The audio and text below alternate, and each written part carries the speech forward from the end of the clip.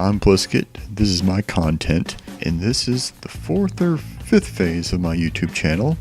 And to kick it off, I've decided to take a look at the final entry of the 3rd phase of Marvel's Cinematic Universe, Avengers Endgame, and some serious messed up stuff. Most of you brain-dead Marvel butt boys have been masturbating too hard to even think about. Alright, there's about to be a bunch of spoilers, so if you don't want to have any parts ruined for you, don't go on Twitter, YouTube, or Facebook, and don't watch this video because the spoilers are going to start and the time code printed on the screen down below. So after the infamous snap performed by Thanos, half of all life in the universe turns into floating dust. Which is kind of weird because on Earth humans make up only a very small amount of biomass when compared to other life forms. In reality, only about a tiny fraction of humans would still be around, so definitely not 50, but maybe Thanos only meant sentient life. Anyway, Endgame starts about 3 weeks later and everything is messed up.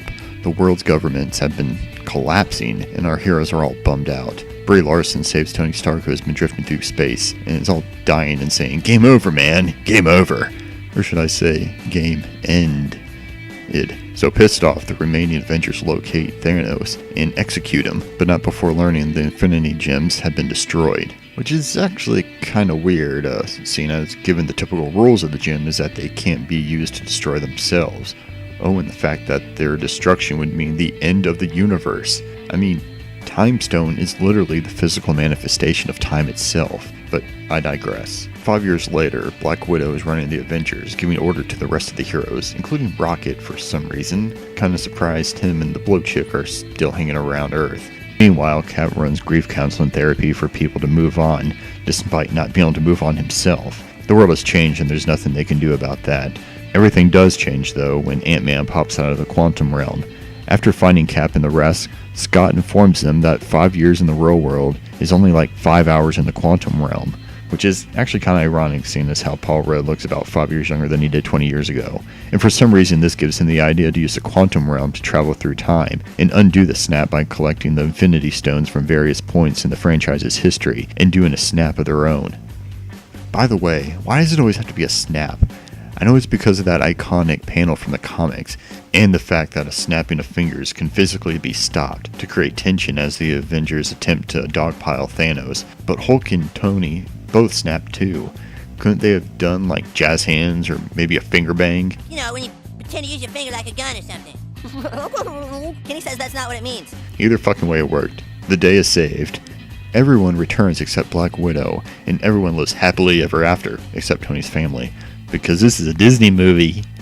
But hold up, it's not. In fact, it's even worse. To reiterate, it's been 5 whole years. Really think about what 5 years is. 5 years ago, my daughter was just starting to use the potty. Donald Trump was loved, or at least admired, by most Americans. Still a year away from Goku going Super Saiyan Blue. Hell, people still loved Star Wars back then. My point is, even after a catastrophic event like the snap, people will move on. Find new loves, start new families, make new friends.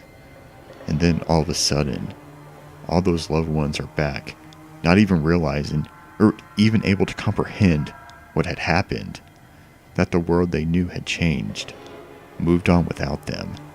People that had originally been spared may not even exist anymore to welcome back their fallen loved ones, dead by natural causes or even by suicide from overwhelming grief, not to mention the age gap created by bringing the lost back exactly as they were before. And now that the ones that have been left behind have to cope with having their lives turned upside down again, do we really need a Pet Sematary remake to tell us that sometimes dead is better? And then there's the economic crisis created by dropping 3 billion people back onto Earth. The first time around, losing half the world population probably created panic and civil unrest. With governments failing, looters probably took to the streets. Businesses and the goods and services they provided probably simply ceased to exist. Crops failed due to no one being able to farm or to move the harvest. Public services could no longer be operated or even be effective if they were. And then after 5 years, with help from the Avengers, the world began to rebuild and adapt, only for it all to get screwed up all over again. Doubling the population in an instant would create an economic depression that would be too hard to comprehend. The new economy created after the snap would be unable to support so many people, leading to more civil unrest, as the returning folks would have no jobs, having been filled by someone else, or a robot, or it simply doesn't exist anymore. Billions of people will die of starvation. Food production would have been chopped in half for pretty obvious reasons, making sustaining a population of 7 billion impossible. All this would have led to starvation and war. But at least Cap got his happy ending. Alright, that got pretty dark and depressing. I know I'm probably coming off as a bit of a dickhead that's just trying to piss all over this movie and everyone that can't shut up about it. But if you don't think too hard and allow yourself to really get into the many, many great and emotional moments, it's a really good, fun superhero flick. If this little video bothered you at all and makes you question the whole movie, just assume that all the problems I listed here were avoided thanks to the infinite power of the Infinity Stones. Which is pretty cheap, but whatever, it's a Disney movie. Oh, and two other things. How come when Tony put on the gauntlet, he didn't have like a brain aneurysm like Thanos and Hulk did? And why the fuck didn't Doctor Strange save Tony? He was like 5 feet away. I mean, the dude can like bend space and time. So I'm sure he knows a few white mage spells, but yeah, whatever. If you like this video, do me a favor, like, subscribe, check out my streams whenever I do those, and have fun.